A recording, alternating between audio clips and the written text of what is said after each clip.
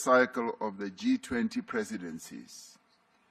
Following the mandate given to our presidency at the 2024 Rio de Janeiro summit, we undertook the G20 at 20 review, drawing on the diverse perspectives of participating members and guest countries as well.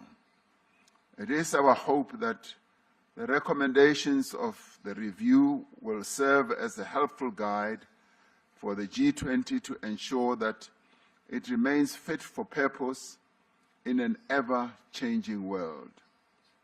In fact, the indicative report already says that the G20's existence should continue as it serves a good purpose in giving guidance to the economic well-being of the world.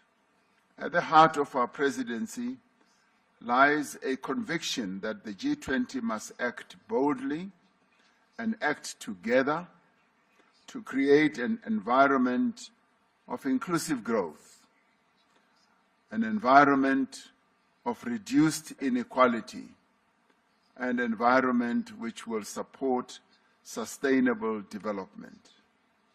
South Africa has used this presidency to place the priorities of Africa and the Global South firmly at the heart of the G20 agenda.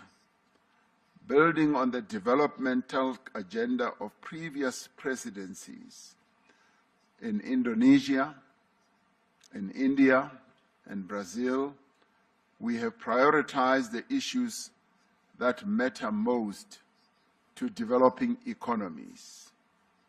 And in executing our task as the G20 president, we learned a lot from what Indonesia did, what India did, and what Brazil did. So in many ways, what we see having unfolded here was based on the foundations that those three countries of the Global South put in place. The G20 South Africa Summit Leaders' Declaration is more than words. It is a commitment to concrete actions that will improve the lives of people in every part of the world. Our agreement on a declaration during this summit demonstrates the value of the G20 as a forum that can facilitate joint action on issues of shared concern. Shared concern not only for the leaders, but shared concern for the peoples of the world. More than that, it reaffirms our renewed commitment to multilateral cooperation and our recognition that our shared goals outweigh our differences. Together, we must accelerate progress towards the 2030 Sustainable Development Goals of the United Nations and the Pact for the Future. We have laid the foundation of solidarity. Now we must build the walls of justice and the roof of prosperity. Let us move forward together, demonstrating to the world that we do have the capacity to confront and overcome the world's challenges. Through partnerships across society and by remembering our common humanity, we can create a more secure, a more just, and a more prosperous world. And together, we can ensure that no one is left behind.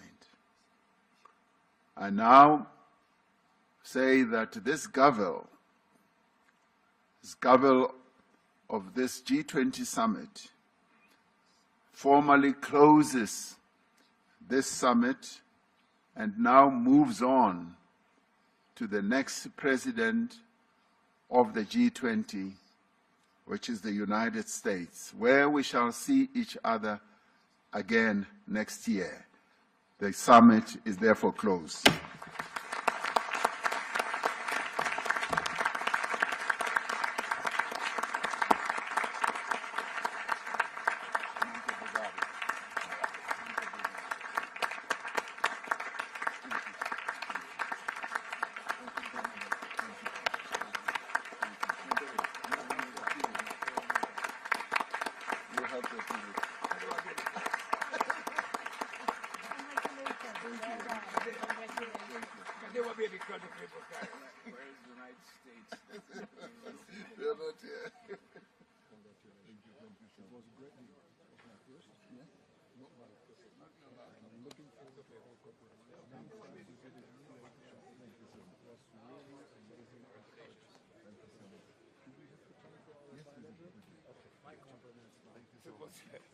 Thank you very much.